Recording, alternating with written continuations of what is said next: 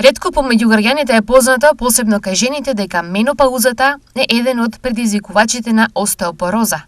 Освен тоа, се појавуваат и други промени во функцијата на организмот, а тоа е од типот на топли ладни бранови, несоници, психички, ментални тегоби, кои што се нормални во тој период поради тој хормонски дисбаланс, и една многу важна болест која што натаму ги следи во менопаузата, тоа е остеопорозата.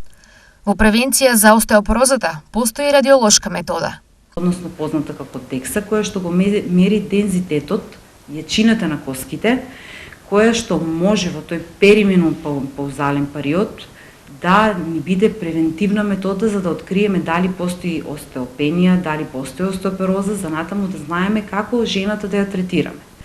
Превенцијата на остеопорозата, освен со DEXA, се постигнува и со совет за жените за балансирана исхрана богата со витамини калциум, витамини D3, витамини K2, магнезиум и секако колаген со витамин С.